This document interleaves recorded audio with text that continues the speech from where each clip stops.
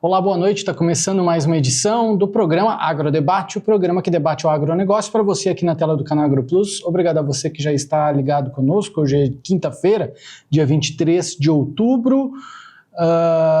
Um dos principais, aliás, o principal assunto de hoje, já falando aí de destaques do nosso programa, vai ser o início das operações de uma usina de etanol, mais uma usina de etanol nesse nosso Brasilzão, dessa vez no município de Itapurá, no estado de Mato Grosso. O responsável por essa empresa, né, essa usina, vai conversar conosco já, uma entrevista aí muito valiosa, com informações valiosas, e que mostra o desenvolvimento que uma indústria pode trazer para o município. Eu já convido o seu Bianco para fazer parte aqui desse bate-papo, seu Bianco, já que não tem outro destaque que não seja esse, né, para a gente trazer a inauguração aí, o início das atividades da RRP Energia, usina de etanol a partir de milho no município de Itapurá. Seja muito bem-vindo, boa noite. Boa noite, Jossan, boa noite a todos que nos... Com muito prazer, a chegada, o início da atividade dessa usina, então, espetacularmente para Itapurá, para a região, muito bom que seja dado início a essa atividade, um mega investimento, assim, e nós vamos conversar com o seu José Piscini, que é o proprietário, idealizador, presidente do grupo. Vamos ouvir dele como que vai funcionar, o que vai funcionar, só para a gente entender melhor. Seu Bianco, para a gente entender primeiro do que se trata, tem um VT que foi divulgado pela própria empresa. A gente vai acompanhar agora o início das operações da RRP Energia em Itapurá.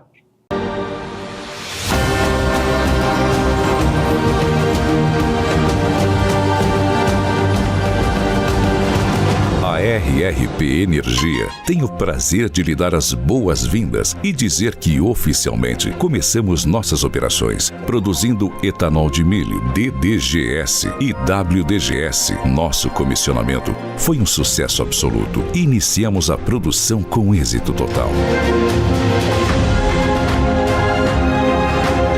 Nesta primeira fase, produziremos 500 mil litros de etanol por dia, além de 330 toneladas de DDGS ou 630 toneladas de WDGS diariamente.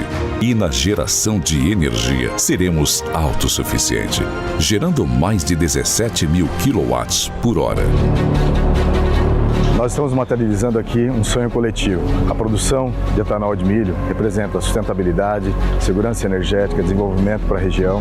Nós queremos transformar o potencial agrícola dessa região em ração animal e energia limpa e, com isso, também transformar a vida das pessoas, porque toda essa movimentação que nós estamos fazendo vai gerar retorno para toda a sociedade. A RRP Energia representa a consolidação de um projeto pensado para unir o campo, a indústria e a energia limpa. Localizada em Itapurá, no coração de Mato Grosso, uma das regiões mais estratégicas do agronegócio brasileiro, a RRP Energia adota a tecnologia 100% nacional para transformar milho em energia renovável e ração animal.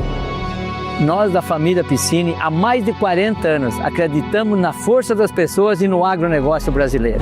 Que a inovação e a sustentabilidade são pilares inseparáveis para o futuro. E a RRP Energia é a prova disso. Itapurá é o lugar ideal para se fazer essa história. Para além da produção de biocombustível, a usina integra produtores rurais locais, estimulando a economia regional, gerando empregos diretos e indiretos e oferecendo produtos de alto valor nutricional para a pecuária, como o DDGS e WDGS. Continuamos investindo nas pessoas, acreditando no Brasil e temos muito orgulho em ser de Mato Grosso. RRP Energia. Energia que transforma. Futuro que inspira.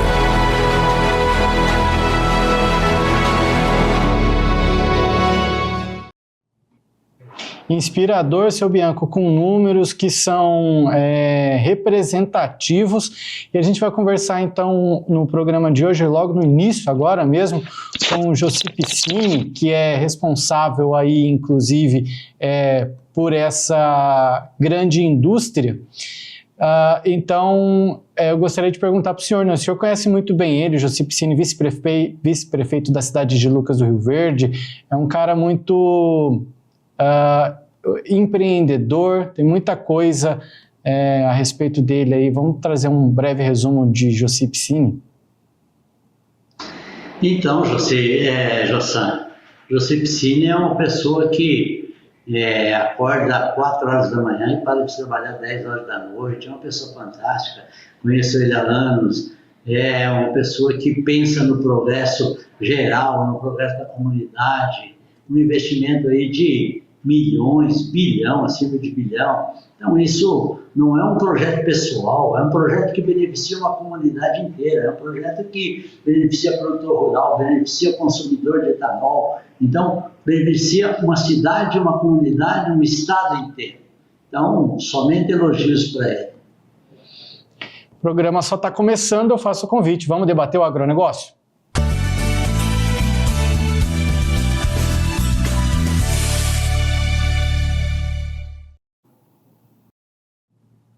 Pois bem, seu Bianco, começando então essa edição de quinta-feira, falando dessa usina que vem trazer muito desenvolvimento para todo o município, com números que impressionam, que devem impulsionar a economia de uma maneira geral. Claro que é importante, né, a gente ressaltar também o empenho de alguém que, se não fosse ele, não traria tanto desenvolvimento, né, seu Bianco? Tá, eu tenho falado para o meu amigo José que está por muito a ele, que não temos que dar um título de cidadão para ele, temos que dar um curso dele aqui em Itapurá, porque o que ele está fazendo por Itapurá e pela região é simplesmente espetacular. Nada melhor do que a gente ouvir, então, ele e questionar sobre tudo por que esses investimentos e qual o futuro do agro. Então, pois bem, o nosso convidado de hoje é Joci Piscini, fundador e presidente do Grupo Piscini. Ele que tem um peso enorme, seu Joci, nas histórias de dois municípios, primeiramente Lucas do Rio Verde, agora Itapurá. Agora não, né? Já tem um tempo também que o senhor tem feito história também no município de Itapurá, mas agora principalmente impulsionando e trazendo para Itapurá uma nova perspectiva, que é da indústria, né? Eu gostaria de fazer uma pergunta primeiro para o senhor. A minha pergunta para o senhor como que o investimento numa cidade como Itapurá, como que Itapurá foi escolhida para receber um investimento como esse, por quê? O porquê dessa escolha? Seja muito bem-vindo ao Agrodebate. Boa tarde aos ouvintes do Agrodebate aí. Bom, eu acho que a resposta não é difícil de responder, né? Quando você se identifica com uma região, eu que conheço Itapurá há mais de 40 anos, quando você conhece, entendeu, as pessoas e vê o desenvolvimento da região, vê o desenvolvimento do município aí, que sempre foi um grande exemplo aí para o estado do Mato Grosso. Vendo a logística, vendo a oportunidade que Itapurá apresenta aí para o seu desenvolvimento, também olhando a centralização que tem Itapurá pela sua localização, né, com vários municípios em redor, com uma área muito expressiva de plantio de soja, milho, algodão, e a diversificação que Itapurá tem, pecuária, suínos e aves, mesmo não tendo a indústria, mas tendo essa diversificação aí, você nota que ela tem um diferencial dos outros, aonde que é um município que me chama muita atenção.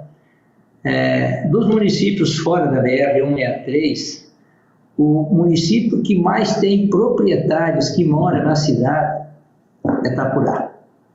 Então, Itapurá é uma cidade que ela é fora da 163, mas ela tem tido um desenvolvimento bem acima da média das outras fora.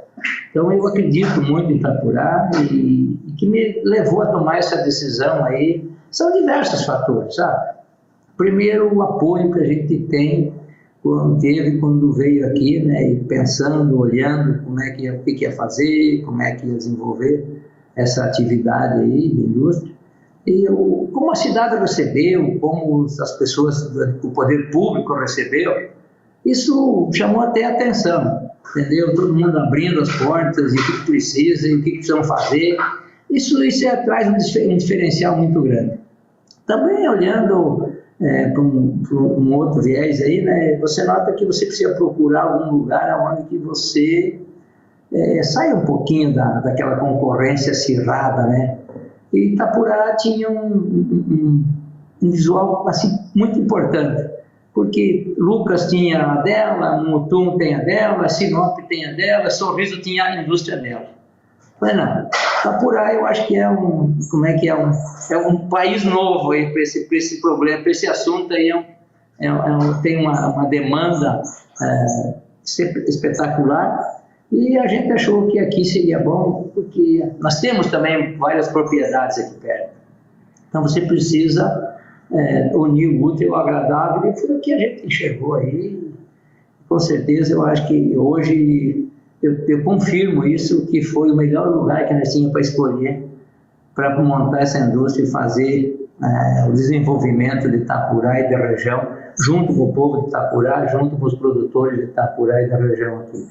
E é o que aconteceu, né? A gente veio aí, montou um projeto, você viu, com muito trabalho, não é fácil não, com muito trabalho, aí de 24 meses, colocando a indústria de pé para funcionar, mão de obra vindo de fora, muita técnico, muitas empresas, trouxemos alguns problemas para Itapurá também, mas eu acho que as soluções e nos desenrolar aí, eu acho que o desenvolvimento que essa indústria vai trazer para Itapurá vai ser muito mais que os incômodos, vai ser muito mais que os problemas que vieram aqui. E tem mais para frente ainda, né? A gente ampliando ela agora para a segunda fase, depende do desenrolar, pode ir para a terceira fase também. Então eu acho que isso vai ser um Itapurá antes e um Itapurá depois dessa indústria. Então eu tenho certeza que nós juntos aí iremos, com muito trabalho, e iremos superar aí as dificuldades. O momento do país é um momento muito delicado, dá para ver aí o agro passando por um momento não é fácil, nossa economia, mas eu acredito que essas coisas venham para somar, né? Tudo que se industrializa, tudo que se agrega valor, fica na cidade, fica na mão de obra, fica em tudo aí. Eu acho que vai criar uma cadeia em torno dessa indústria, aí, uma cadeia de transporte, uma cadeia de indústria de subprodutos, vai criar uma cadeia de incentivo ao plantio de milho. Então eu tenho certeza que nós iremos juntos aí desenvolver um Itapurá muito mais rápido do que outros municípios, e essa oportunidade que Itapurá nos deu, nós vamos devolver ela com muito trabalho e com desenvolvimento, e trazendo uma melhor qualidade de vida para os tapurenses, e com certeza juntos iremos construir aí muita coisa boa para toda a sociedade. Seu Bianco, o seu José Piscini estava falando aí de subprodutos, né? Ele está falando do DDG, WDG, que gera e incentiva muita cadeia, seu Bianco. Pois é, José, você já tem destinado a venda dos DDG, de WDG, o consumo seria destinado principalmente para confinamento, né? Bianco, eu estava dizendo para o prefeito na terça-feira, acho que a gente conversou na segunda, não me lembro, a cabeça não está mais acompanhando muito o calendário aí, mas estava dizendo para ele que ele precisa pegar esse número que Itapurá tem hoje de bovinocultura, e daqui uns 2 anos nós vamos falar. Itapurá, Lucas do Rio Verde se transformou no segundo maior município de confinamento do estado do Mato Grosso, com a instalação de uma indústria de etanol lá. Itapurá não vai ser diferente. Itapurá tem muito mais oportunidade ainda que Lucas, porque a fronteira de agropecuária que rodeia, que norteia Itapurá é muito maior que a de Lucas. Toda a pecuária que vai para Lucas tem que passar por Itapurá, a maioria. Então eu acho que aqui vai se desenvolver uma cadeia extraordinária de pecuária, além da suíno que já tem, da aves que já tem. A gente já está falando hoje, já a suinocultura está usando 14% de DDG, a avicultura já está usando um pouco também, mas a tua pergunta, Bianco, te respondendo ela, hoje eu acredito que esse subproduto que sai, que é o DDG e o DDGS, você tem uma venda garantida. Ele veio, é um produto que ele dá um ótimo resultado para a pecuária, para qualquer que seja essa transformação de matéria, de proteína animal. Então eu acho que os produtores, os criadores aí vão ter uma matéria-prima com uma concentração até acima da média. Cada indústria tem a sua categoria, faz a sua classificação de proteína animal. A nossa proteína aí do DDGS está saindo com 32 a 34 de proteína. Isso vai ajudar bastante, porque você vai ter metade do frete. Se você comprar um DDGS de 15, você teria que pôr o dobro. Se você comprar um de 30, você pôr metade. Então, o problema do DDGS era transportar a umidade. Então, já com essa formulação aí, você consegue ajudar e puxar pela metade o custo do frete, porque você vai fazer, com a mesma carga, fazer o dobro. Lá depois, na propriedade, você faz os enchimentos que tem com silagem, com outras matérias-primas bem mais baratas. Então, eu acho que vai se desenvolver. Eu vi lá em Lucas, tem um consumo de matéria-prima aí para se compor todo o etanol. Você não tem ideia. Eu fiz ontem, vai consumir aí só de ureia industrial, vai consumir 3 toneladas por dia. Então, se você pegar isso, daqui a pouco, quando tiver as 3.000 toneladas, vai 10 toneladas por dia. Então, você nota que vai ter uns subprodutos aí que vai se fazer, depois também o óleo bruto que está se tirando aí de 1,5%, 1,8%, vai ter que levar embora. De repente aparece alguém aí que quer pôr uma refinaria. Então, eu acredito que vai sair dessa indústria aí um complexo que vai agregar muito valor aí para quem quiser construir uma nova atividade, alguma nova indústria de subproduto.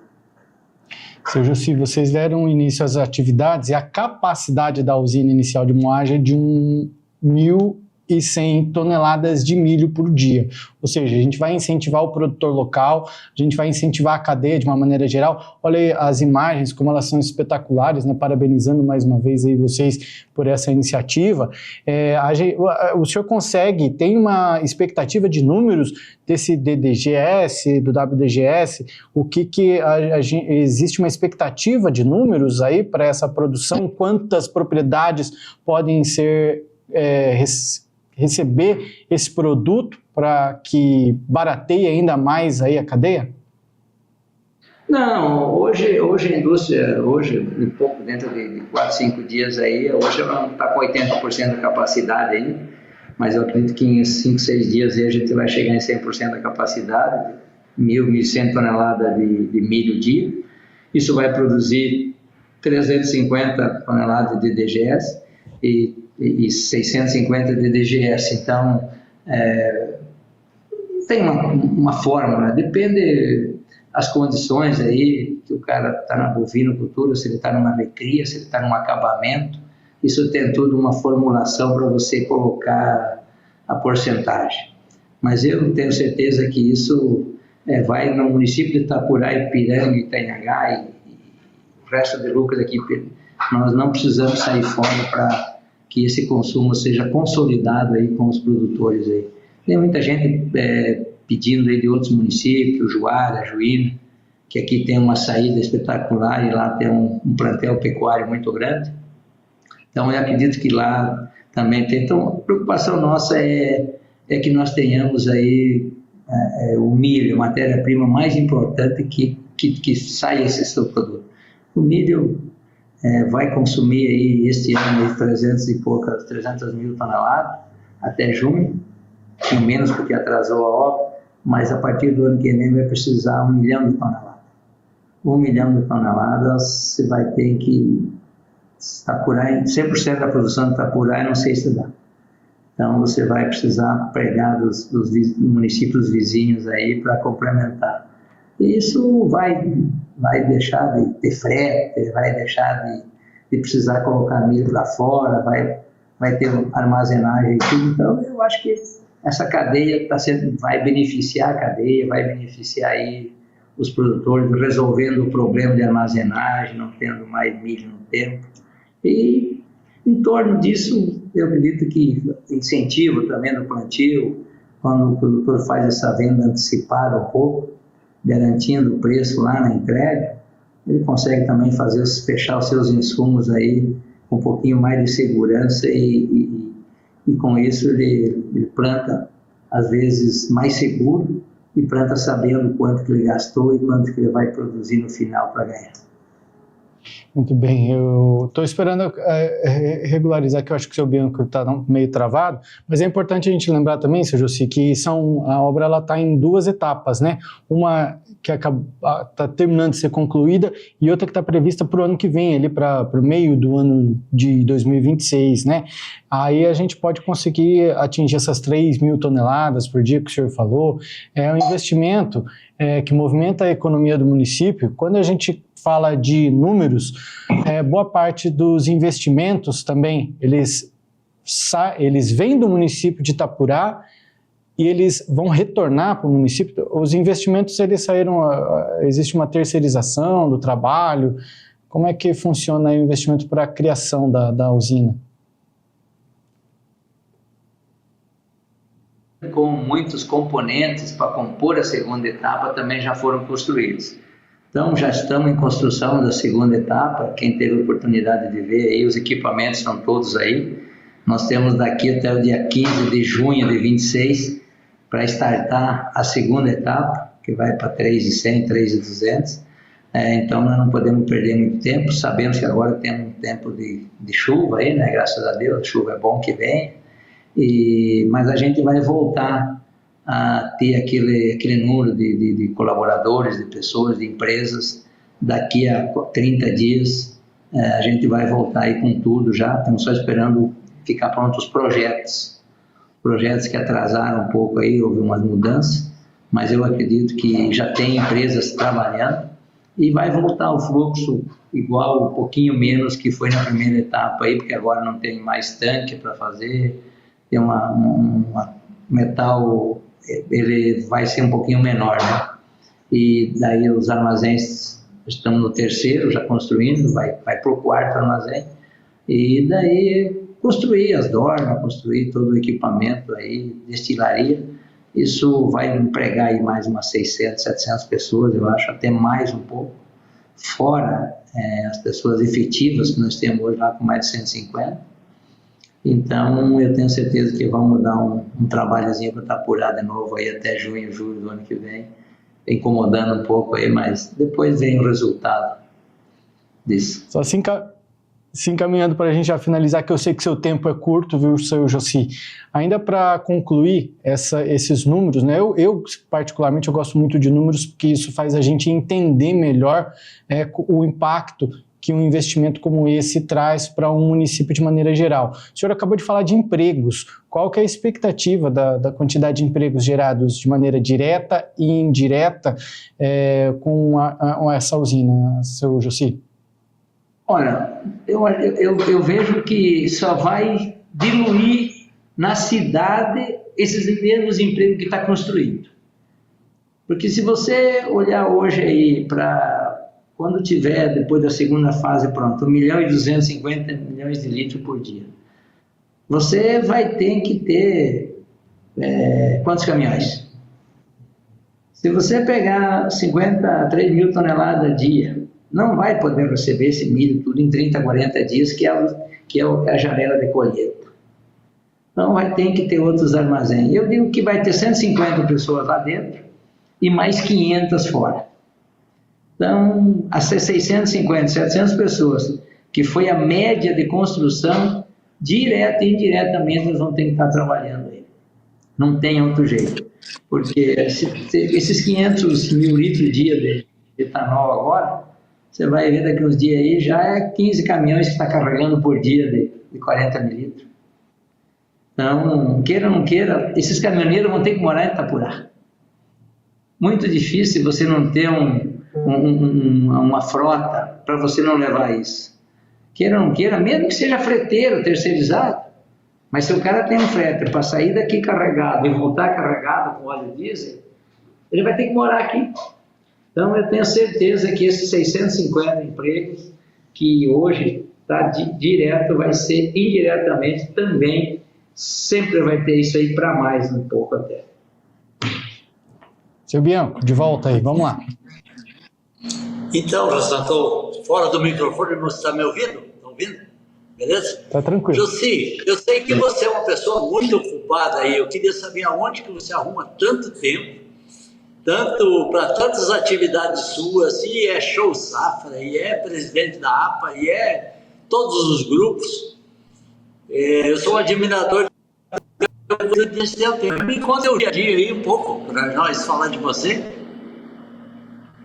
Mas, ó, Bianco, eu acho que você tem que dar prioridade, né? As coisas você não pode ficar enrolando. Você não põe nada embaixo do tapete. Você demorou 2 minutos para decidir um negócio, você demorou demais. Você não pode demorar. Você tem que bateu, valeu, errou, acertou. Ninguém acerta tudo, ninguém vai errar tudo, ninguém faz tudo certo. Agora o que tem que fazer é decidir. Decidir e ir para frente, né? Levantar cedo, né? Faz parte. Senão você tem um ditado que diz que quem levanta tarde fala que é de azar, né? Eu não vi nenhum de sorte levantar tarde. Todos de sorte levantam cedo.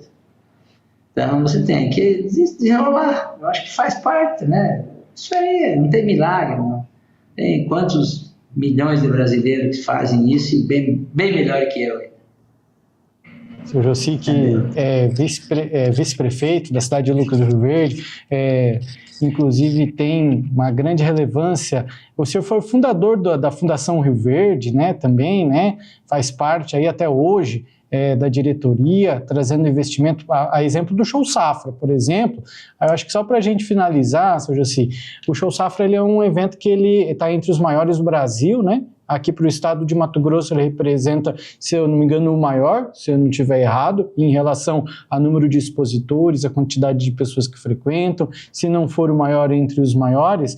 Mas eu sou um cara que eu sou muito fã do Show Safra, todos os anos estou lá passeando e aproveitando das oportunidades que tem por lá, porque ela é uma feira que não é como qualquer outra.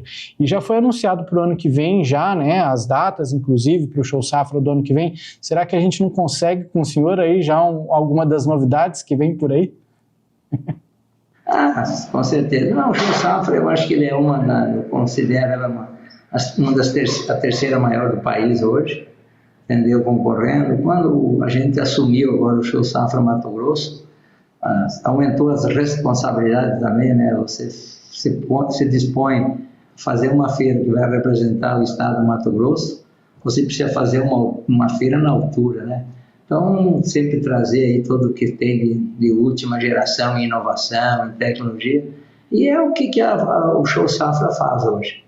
No momento da economia aí, a gente está organizando o Show Safra, muito preocupado nós estamos, porque o Show Safra ele é bom, com mais de 550 expositores, mais de 1.500 marcas, mas ele tem que trazer resultado, né?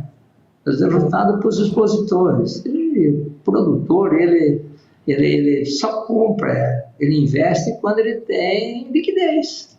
Ultimamente você vem vendo os produtores aí com muito pouca liquidez, juro muito alto.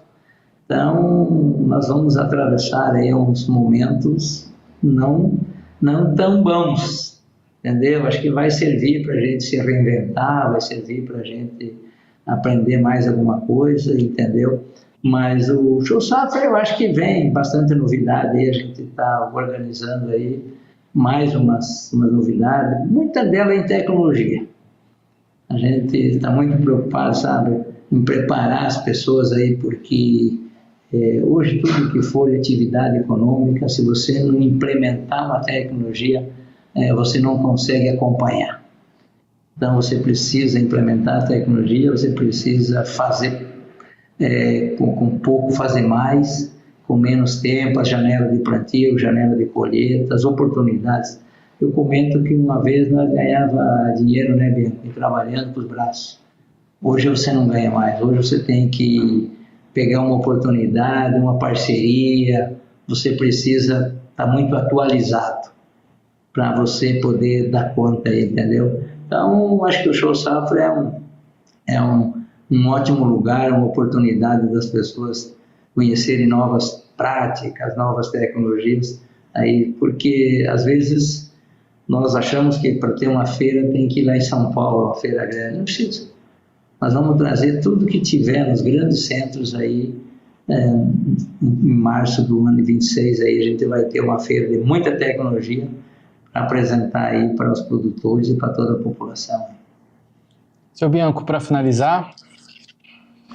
Somente agradecer, Josi. Muito obrigado pelo que você está fazendo pela região, pelo Mato Grosso, por Itapurá, e dizer que a gente admira muito você. E colocamos Itapurá à disposição dentro daquilo que nós podemos te ajudar, que você falou há pouco, que criou alguns problemas. Compete a nós, como comunidade, sermos criativos e inteligentes para ajudar a resolver esses problemas.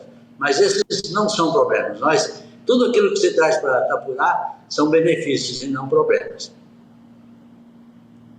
Não, com certeza, Bianco. É que às vezes a gente não tem uma radiografia, né? Vem muitas pessoas boas, muitas pessoas que vêm ajudar a construir o município, e junto vem alguém que traz problema. Mas Itapurá está muito bem servido pelas forças de segurança, pelo poder público, pela questão de saúde. Eu acho que Itapurá está num caminho sem volta, e eu tenho certeza que vamos junto aí melhorar e construir uma cidade aí que vai orgulhar todos nós principalmente, e a todos os que há muitos anos estão aqui aí trabalhando e construindo, e isso faz parte. Eu acho que problemas nós vamos ter aí, mas todo mundo vai ter. Mas eu acho que o importante é nós buscar e construir soluções juntos para melhorar aí aquilo que se pode fazer, que está na nossa mão, que eu chamo que está dentro da porteira, né? O problema é quando fora da porteira, que é onde a gente não consegue atuar, é mais difícil. Mas dentro da porteira eu acho que dá para atuar bastante e construir e fazer bastante ainda para deixar um legado aí para as próximas gerações aí, olhar os negócios com um olhar não de curto prazo, olhar com mais longo prazo, que eu tenho certeza que dá certo e nós vamos construir aí um futuro brilhante aí mesmo diante das dificuldades. Conversamos com o fundador e presidente do Grupo Piscine, Josi Piscine. Muito obrigado pela sua participação, pelo seu tempo. Parabéns mais uma vez, seu Josi, pelo investimento. Itapurá tem muito a agradecer e fica o exemplo do senhor para tantas as pessoas que estão nos assistindo e que querem deixar algum legado nesse planeta Terra, que siga o mesmo caminho que o senhor, de investimento, de empreendedorismo, que vai trazer muitos frutos. Muito obrigado pela sua participação por aqui, seu Josi. Obrigado a vocês aí, também temos à disposição. Desculpa, às vezes, por nosso tempo não ser muito disponível, é que nem o Bianco fala. Todos os compromissos tem que honrar com eles e o nosso objetivo é esse. Um abraço a todos, felicidades aí.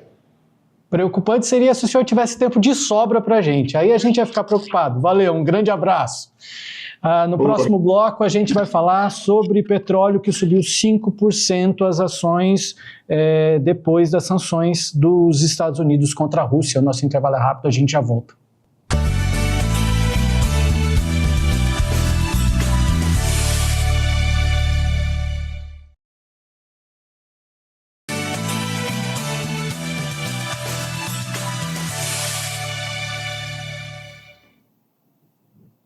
O Agrodebate dessa quinta-feira está de volta E agora a gente fala sobre preço do petróleo, a gente falava no bloco anterior sobre energia limpa, né? E agora a gente fala do petróleo, atrelado aí também à gasolina, né? Mas enfim, os Estados Unidos, eles anunciaram sanções contra 2 petrolíferas russas em uma pressão por cessar-fogo, né?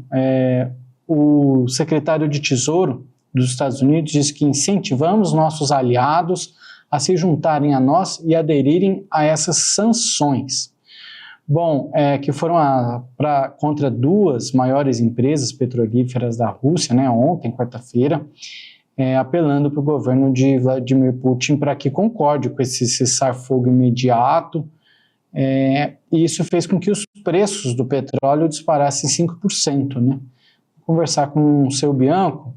Voltando por aqui, seu Bianco, a importância, quando a gente fala desses assuntos externos, nessas guerras, o quanto que isso impacta na vida do consumidor final, né? A gente está vendo aí aumento de 5% no petróleo, digamos assim, não é à toa, tem um porquê, mas uma palavra atravessada pode representar, no final das contas, um aumento de custo de vida do consumidor final. José, tem muitos comentários sobre o nosso biodiesel, o nosso energia limpa. Mas você veja bem, um discurso, uma guerra, o que é que nós temos que ver com guerra de Rússia com Ucrânia? Aí aumenta o petróleo nosso, aí ao invés de nós termos a energia limpa nossa, de combustível nosso aqui, que seria o etanol, a gente ainda compra petróleo e depende dessas guerras. Então, infelizmente, o Brasil, o mundo ainda gira em torno disso. Mas o objetivo principal do Trump, por que o Trump criou essas sanções em cima das petrolíferas da Rússia? Eles tinham feito um acordo e esse acordo iria acabar com a guerra, né? E como a Rússia não está cumprindo com o acordo, a teoria, o pensamento, a maneira de se pressionar a Rússia a fazer um acordo bloqueando essas empresas, ou resumo, não deixando que a Rússia venda seu principal produto, que é o petróleo, e com isso ela não arrecade dinheiro. Com essa pressão, acredita-se muito que a Rússia vai ficar mais enfraquecida e, dessa maneira, poderá concordar com alguns termos ainda que estão em debate entre Rússia e Ucrânia. São os limites lá, quem recua, quanto recua, mas isso para nós também não interessa muito. O que interessa é o quê? É que haja esse cessar-fogo que se acabe com essa guerra. Nesse ponto eu concordo muito com o Trump, que possa haver essa pressão, e uma pressão no bolso, às vezes, funciona muito mais do que uma pressão psicológica, ou uma pressão simplesmente de você dizer que a Rússia está obrigada a acabar com a guerra. O Trump está muito envolvido nisso, por quê? Porque ele pensa em ter o prêmio da paz, né? De ser escolhido como quem mais procurou a paz no mundo. Então, além disso, lógico, tem interesses comerciais, tem tudo, mas é muito bom a gente ver isso, que está tendo uma pressão comercial e que o dinheiro poderá fazer com que acabe com a guerra entre Rússia e Ucrânia. E daqui para frente ainda tem a perspectiva, né, do que é que deve acontecer depois dessas sanções aí.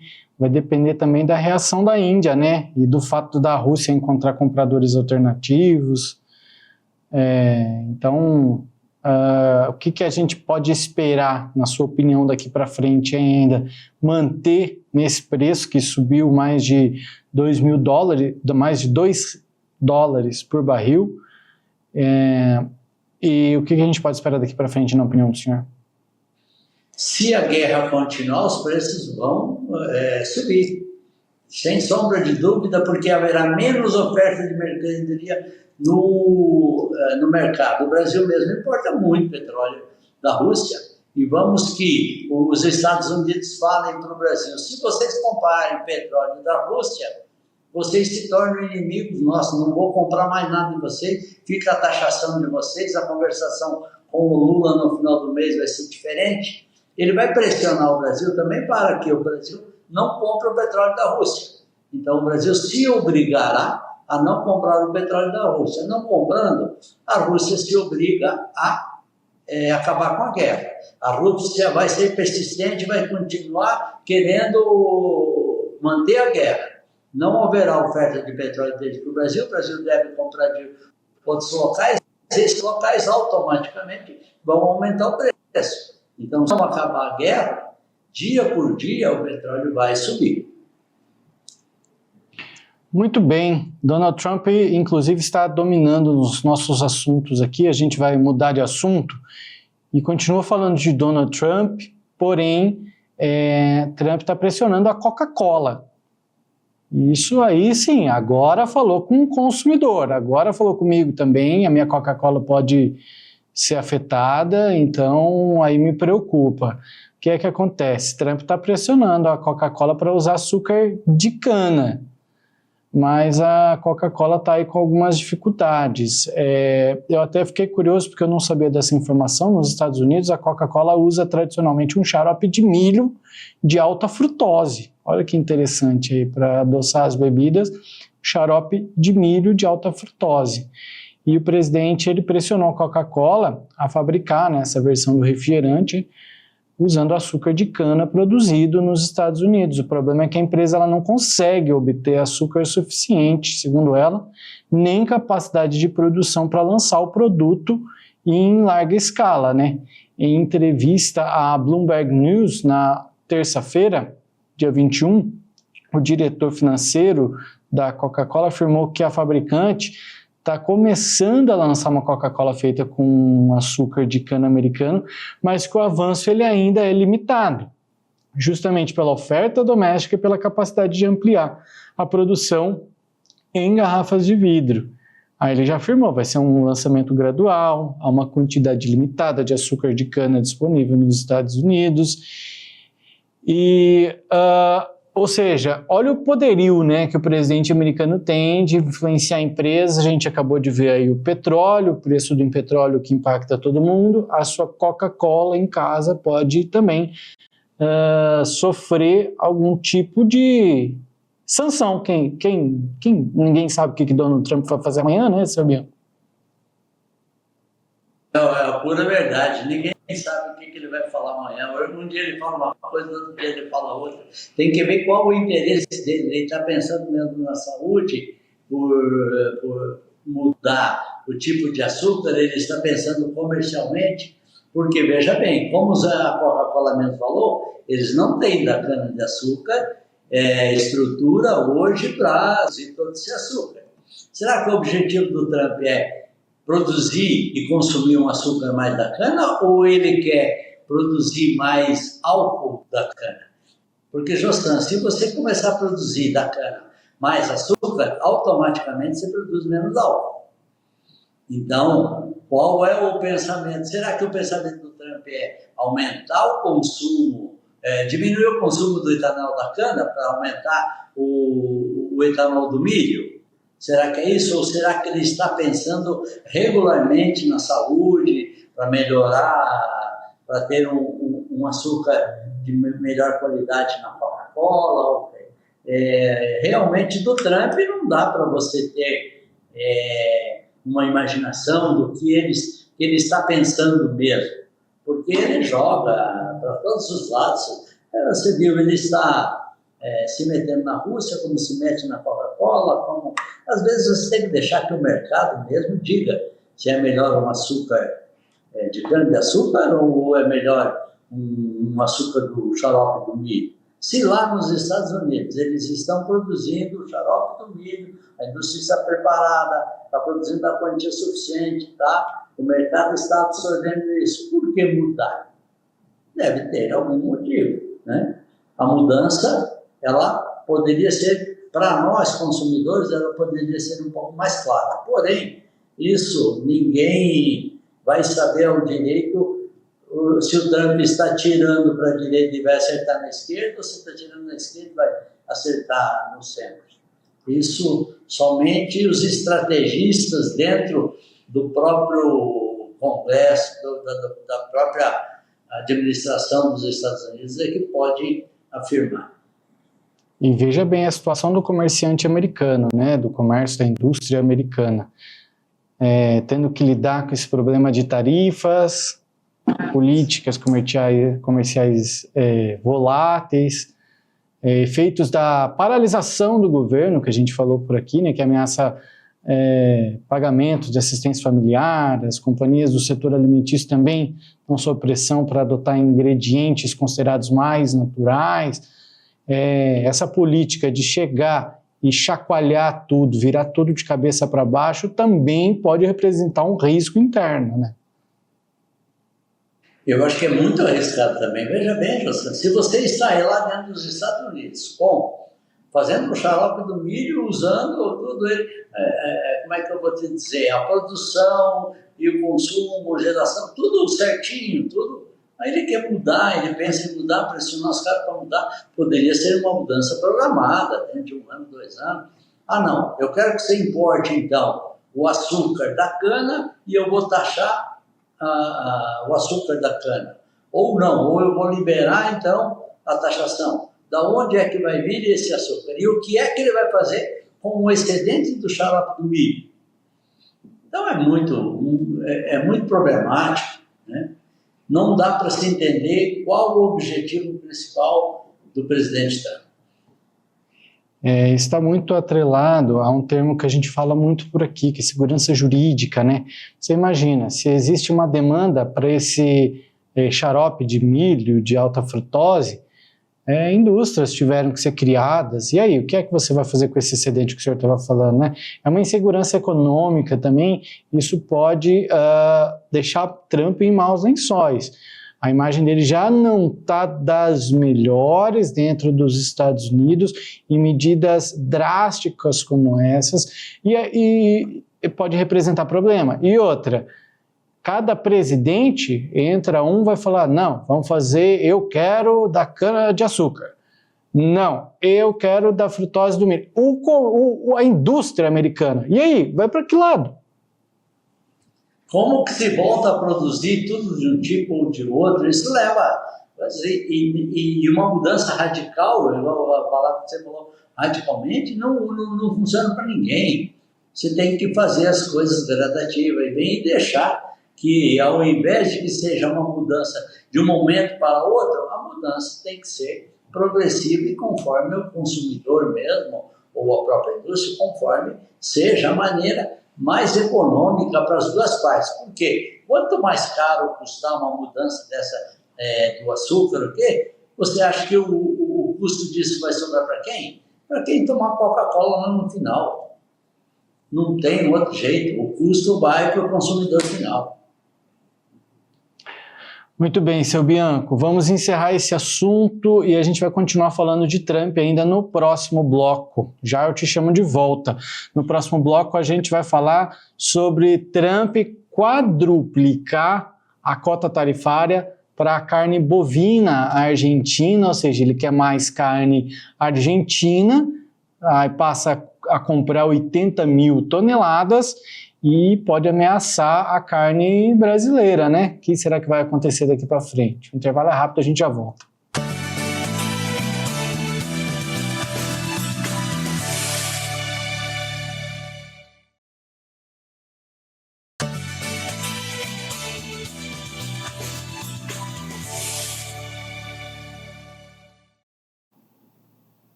Agrodebate dessa quinta-feira está de volta. O nosso próximo assunto continua em Trump.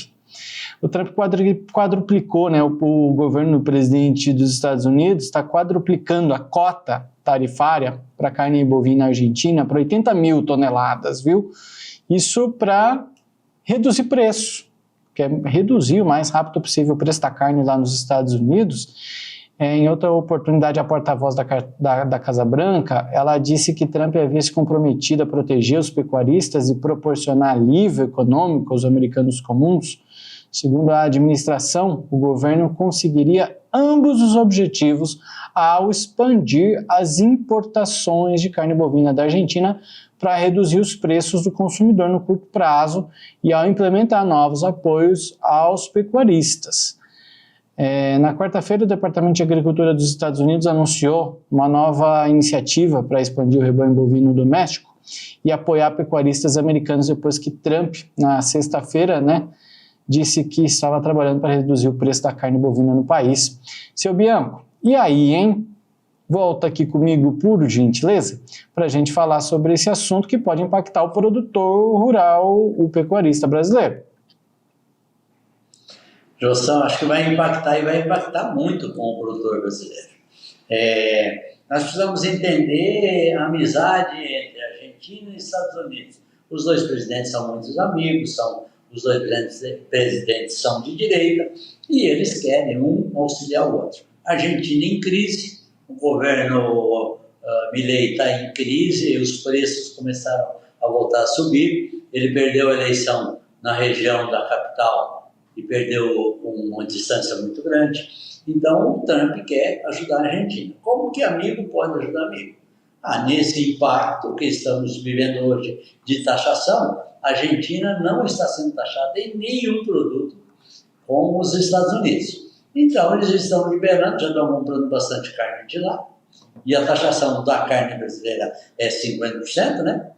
Então, eles estão comprando bastante carne de lá. Eles querem ajudar a Argentina, amigo é amigo, eles vão comprar mais carne de lá, sem taxação. O que vai acontecer? Vai chegar uma carne mais barata dentro dos Estados Unidos, ficando mais barato para o consumidor e mais fácil para ele. Então, o Trump ganharia duas vezes, está ajudando um amigo e automaticamente o consumidor norte-americano comprará um produto até mais barato. Mas quem criou toda essa polêmica e toda essa, entre aspas, confusão foi ele mesmo. Então ele está tentando agora amenizar. Agora, quanto ao Brasil, o produtor brasileiro será impactado. Por quê? Porque teoricamente não irá baixar a taxa. Dependemos exclusivamente do encontro de Lula e de Trump no final do mês, né?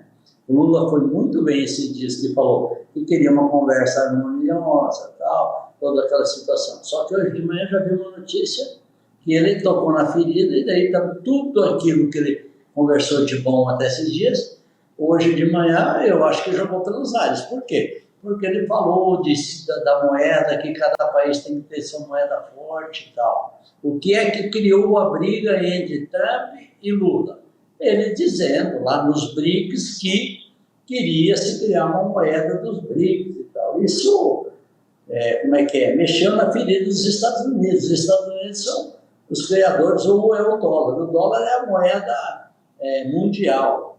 Se você falar que você vai criar uma moeda para contrapor com o dólar mundial, automaticamente você está mexendo na ferida deles.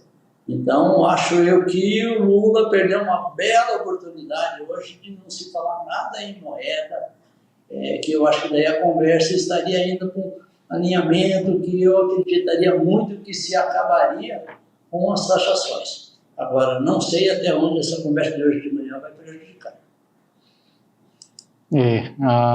Para a Argentina, como o senhor falou, né, isso é muito bom, inclusive o presidente da Câmara da Indústria da Carne da Argentina comemorou essa decisão.